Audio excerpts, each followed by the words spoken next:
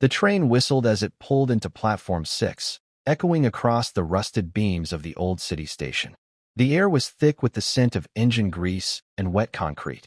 Among the morning crowd was a girl with a tattered shawl and cracked suitcase. Her name was Eliza. She wasn't used to traveling, not on trains, not anywhere far from the neighborhood she'd called home her whole life. But that morning, with nothing left except a few dollars in coins and a letter of rejection in her pocket, she stepped onto the 7:14 a.m. train, the same one that had once been the favorite route of the man the city no longer talked about, Nathaniel Ross, the mysterious CEO who had disappeared a year ago without a trace. Eliza found a quiet spot in the back of the carriage. It smelled faintly of cologne and leather, oddly out of place. She sat by the window, clutching her suitcase tight to her knees. The train jolted into motion, and the world outside began to blur. Her stomach grumbled. She hadn't eaten since the night before, but she couldn't bring herself to think about food. She just needed to get to Camden, maybe find a factory job. Any job. As the train curved past the city's forgotten outskirts, Eliza shifted to get comfortable and dropped her scarf. It slid under the seat. She bent down to retrieve it, but her fingers brushed against something stiff. Paper. Curious, she pulled it out. It was a white envelope. Worn edges.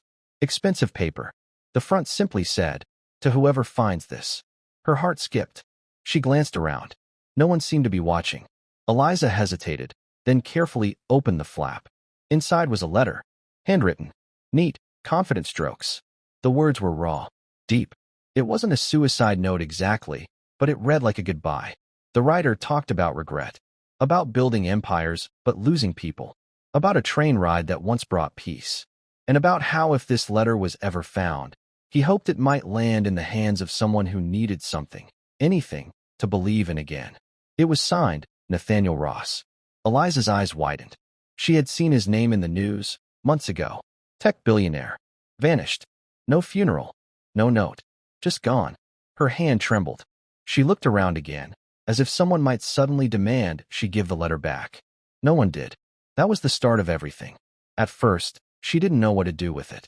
She folded the letter back and tucked it into her coat. It felt warm there, like it didn't belong anywhere else.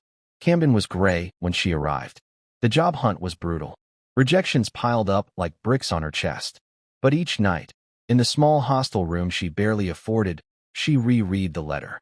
Not for clues, but for comfort. Because someone that powerful, that successful, had once felt exactly like she did. Lost. Alone. Hopeless. And he had written that someone out there might need his words. She didn't know how to explain it, but she felt like the letter had found her, not the other way around. One day, in a small coffee shop with a help wanted sign, Eliza saw something else that startled her. On a shelf behind the counter, tucked between books, was a photo, an old photo of a man in a crisp gray suit with a little boy on his lap. Nathaniel Ross. The owner of the cafe noticed her staring. "You know him?" the woman asked. "Not personally," Eliza said softly, "but I found something of his." The woman, whose name was June, raised an eyebrow. Later that evening, over cups of tea and the clatter of closing time, Eliza showed her the letter. June read it in silence. When she finished, she stared at the paper for a long time. "He used to come here," she whispered. "Every Friday. Always sat by the window. Never said much. But he'd tip big. Quiet type. You'd never guess he had the world in his hands." Eliza asked if she thought he was dead. "I think," June said, eyes far away. "He just wanted to be forgotten." Eliza felt a lump in her throat. "But he shouldn't be." "No," June agreed, "he shouldn't." That night, something changed in Eliza. The next day, instead of applying for jobs, she went to the local library and typed every word of the letter into a document. She titled it, "A Letter from a Lost Soul." Then she shared it online. Not with his name, but anonymously.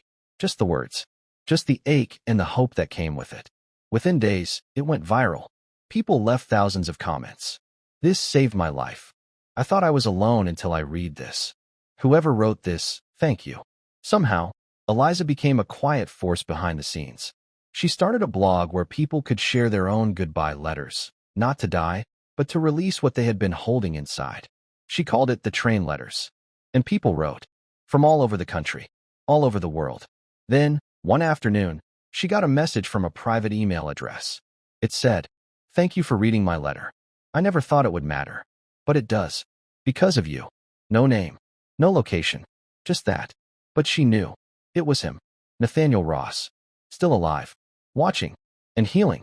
The rest of her life changed from that moment. She never had to apply for another job. Publishers reached out. She gave talks. She was invited to conferences. But she never monetized the letter. Never sold the story. She kept it sacred. Because it had saved her life, too. Years later, on another train ride, Eliza sat with a little girl beside her, her daughter. The girl asked, "Mama, what's that letter you always carry?"